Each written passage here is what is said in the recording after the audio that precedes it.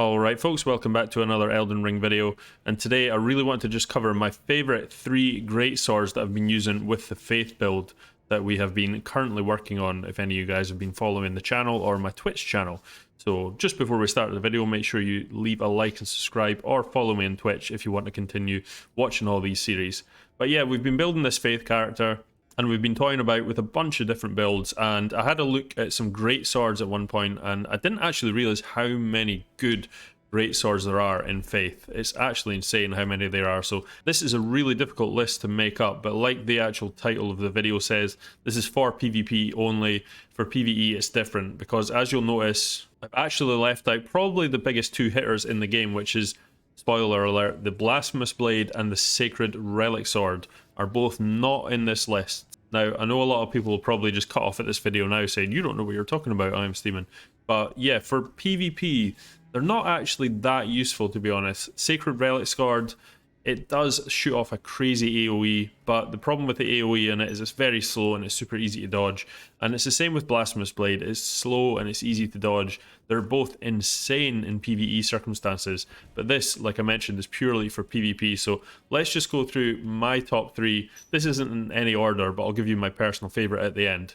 Right, the first pick here, as you can see, is this sexy little beaut. It looks really cool. This is actually the Golden Order Greatsword. This can be found in the Cave of Forlum, which is in the Consecrated Snowfield, and it's really strong. It's got D scaling in Dexterity, E scaling in Strength, and B scaling in Faith. Now this is at +9. I've actually just ran out of Somber Stones, but I do have this on +10 on my other account, so it doesn't go up any higher than this. Now, if we go in, what we really want to do, I like two-handing the great swords, I have to admit. You can power stance them, but they're very slow and they're very laggy, and especially in PvP, you can get left quite open when you do the power stancing with great swords. Now, I've played people that are very good with it, so don't get me wrong, you can do it, but I just prefer two-handed it. Now, this has the standard sort of heavy moveset. As you can see, you get left for a little bit of time there when you launch that attack, and the heavy attack comes in a little bit slow as well. But it's a very strong greatsword. The Ash of War here is Establish Order, so it's raise the armament and salute, releasing a golden explosion. Repeat process to send out a wave of golden light. So this is probably the best Ash of War out of them in terms of just raw damage. In fact, it 100% is. It does insane damage. So you basically hit it here and you do this cool salute. Then if you hit it again, you send off this giant wave of light. And that wave of light is ridiculously hard to dodge. It goes just at the right height if you aim it like at camera angle. It is worth noting actually, if you do aim it a little bit low, it will just go straight into the ground. So you've got to be careful when auto-targeting. That will just go straight through onto the ground if it's auto-targeted. So you might want to just take auto off and just aim it sort of at neck height, and it's going to pretty much decimate anything, because you can't duck under it, you can't really jump over it, and it's very quick, so you can't get out of the way of it completely. The other good thing about it is this original move here actually is like an AoE as well. Very similar to something like Wrath of Gold, which is a sort of quick AoE you can produce. So let's go and try it out on some of these enemies here. But it is the most powerful Ash of War out of all 3 of these, so this one doesn't quite hit, but let's see. You can see 1300 damage, load of stuff, but it can actually decimate a bunch of enemies here. There we go, we got the AoE off there, and look at that. That is how powerful it is. It's nuts. Give me some bolts, give me some bolts. So yeah, I've seen this hit for like in PvP for like 3,000-4,000 damage if you hit both of them, because there's actually like 3 hits kind of. You've got like the hit here, and then you've got, oh, I've ran out of mana. So you do actually have the original AoE blast, and then if you hit it again, you can hit with the actual shot of the sword and the wave of light at the same time. So if you, however, manage to get them backed into a corner or stun them or something and get everything off on them, I've seen it hit, you know, 4 or 5k damage. It could easily do it. It's nuts, but that is really situational, and it's pretty unlikely that you're going to be able to do that. Now let's go out and see if we can take on this big bad boy around the corner here. We'll run out a bit. Now the stats we're actually using on this character just now don't suit this sword whatsoever. It's actually based on a different build, so take the numbers I'm doing here with a pinch of salt. They should be much higher, basically. I didn't hit the AoE. There we go. Launches that. But we're going to use the same stats for all three of these greatswords just to give you an idea. So yeah, it can deal some damage, but yeah, let's have a look just to show you. My stats just now are like 50 vigor. I've only got 55 in faith. I've just got the basic amounts for the strength and dex, so these stats are actually made more for like a holy caster sort of build, but it doesn't really matter as long as I'm comparing all three with the same stats. That's fine.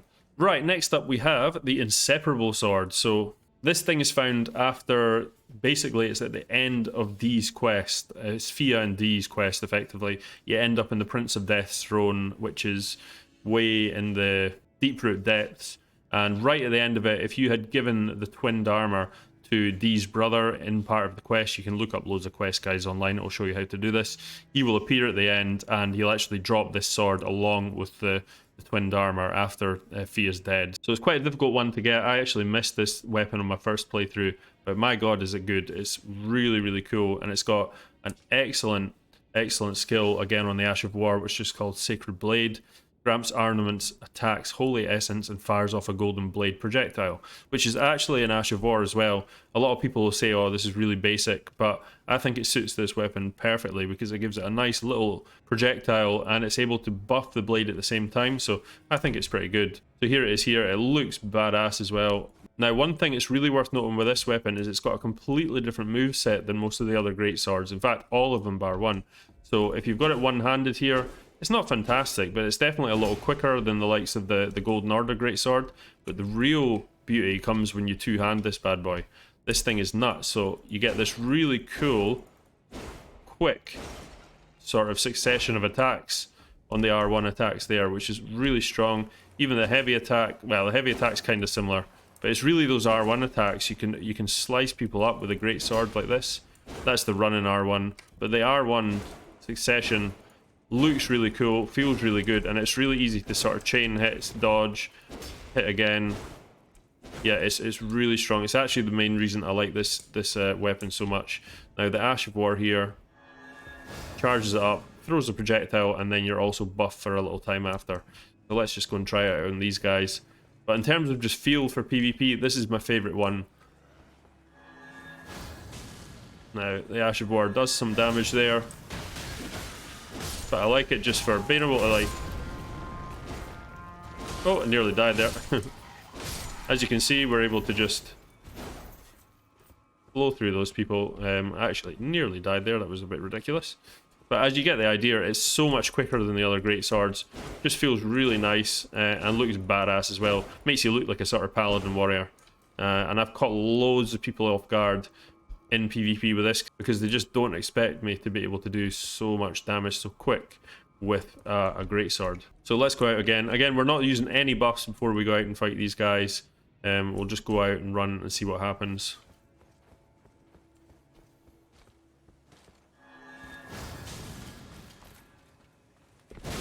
Now, this weapon is buffed, as you can see now, because I've actually used the Ash of War, so it is dealing infinitely more damage than the last one. See, if that was the other greatsword there, I would have definitely died, because I wouldn't have had enough time to get that one off, but because it's got this really cool moveset, I was able to just get in quickly before his attack, and yes, so that was... oh, I actually need them. So that is the main reason I really like this one, so that is my number 2.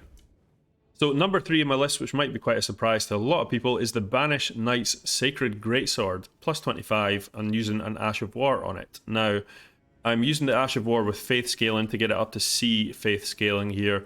Now, C on Faith scaling isn't quite as good as the other two. I believe they are both at B, but it's only just behind it. And as you can see, we're looking at the Inseparable Sword here. You're like 240 plus 66, 240 plus 213. That's actually a little bit less on the physical, but you're just under on the Golden Order Greatsword, but that's because it's not at plus 10 yet. But once that gets to plus 10, that does actually deal slightly more damage, wholly anyway, than the Inseparable Sword, but it is slower. That's the reason I don't like it. This thing, as you can see here, is like the best of both worlds. It does slightly less damage just with the scaling, but it does more base damage, so it's actually not that much difference. Plus, you're able to get more stats into your faith here because it's only needing 9 dexterity and 17 strength, whereas this here needs 21 dex, and this one needs 18 dex. So you're actually saving some stats here. So that's one of the beauties of this. This is actually great for a strength build as well, because you don't have to pile anything into dexterity and just pile it all into strength. So yeah, really easy in the stats, and it's extremely good in terms of the holy damage it does off the Ash of War. Now, the Ash of War I'm using here is the Sword Dance. This is my favourite one for here, and I've obviously got it for Sacred Affinity to make sure I get the Faith scaling. But let me show you just quickly what that does. So we've got it in the one hand. It charges a little bit and does like a little dance at the end of it. Now this catches a lot of people because it's really quick to just zoom across and catch people. And you can really roll catch people. If they start going back, just hit it and it goes much quicker than you think, and you'll definitely catch them on the roll catch. The other really beautiful thing about this sword is it's got the exact same moveset as the previous one. It's the only other greatsword I've found that has it. So it's like the best of both worlds. It's got the really good moveset of that nuts Inseparable Sword, but the Inseparable Sword cannot change the Ash of War on it at all. So this is like completely customizable. It does great damage. It's literally just under on the scaling, but it's over on the base damage, so it pretty much works out the same damage I've found anyway. And you can stick whatever Ash of War onto it you want, and it looks badass as well. It's like a giant proper paladin type sword, especially wearing this cool helmet, which incidentally gives +2 faith, by the way, which is pretty useful for this build. So let's go out and let's try the Ash of War out on some people. And the only other thing I meant to say as well, look at this. Look how little FP it uses. So it's such a really easy build to just build for a ton of damage on this one, because you can basically put nothing into mind, nothing into dexterity, and just go all out on strength and faith and just make this thing hit like a truck, which I'm probably going to do soon on a completely different build. So as you can see, look at that. It does some crazy damage.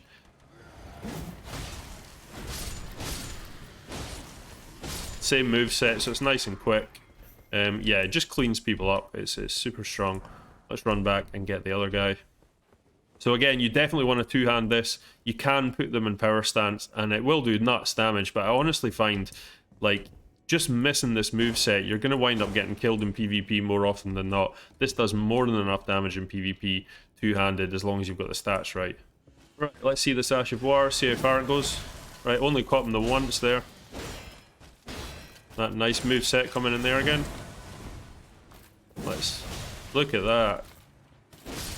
So as you can see, I think the other ones were hitting for like 470-ish. That hit for like 434 there, so it's really not much of a difference. But I'm pretty sure it was hitting about 450, 460 anyway the other time. So it's really not that much of a difference in terms of actual overall damage. You're still going to like two-shot most folk if you hit them correctly. And yeah, the Ash of War being customizable just makes such a difference. And this is with the stats on this build as well, which again are not for this build whatsoever. It's got way too much mind. I don't even need that much endurance, all this kind of stuff. I could easily get away. I don't need the intelligence, definitely not. So I could pump so much more damage into this build. I just wanted to use the same stats for all three swords just now, and then I'm going to go ahead and make a build for this sword specifically. So although all three of these are excellent choices and they all have their own different playstyles, and whatever one you like the best you should choose. Like if you want to deal absolutely crazy huge raw damage, you're probably best going with the Golden Order Greatsword if you're good enough to time it. Now the second best one in my opinion though is the Inseparable Sword. It's like a mix of both. It doesn't have the best Ash of War, although I think it's pretty good, but it's got a great moveset and great holy scaling, dealing crazy damage. But the Banished Knight, in my opinion, is the best because it's just so customizable, and being customizable in this game is just such a bonus. Also, if you are wielding the Golden Order Greatsword, everyone knows what Ash of War you're going to be using. Whereas if you're wielding this thing, nobody actually knows when you're playing them right away, so you can catch people off guard. You can have a few sitting with different Ashes of War on them, just to switch between them, just to confuse people. Yeah, fantastic sword, well worth looking at. So, and yeah, stay tuned for another video coming soon. We're going to have a bunch of new builds coming out in the next week or two, all based around the sort of PvP meta at the moment. So that's it, guys. Take it easy. Peace.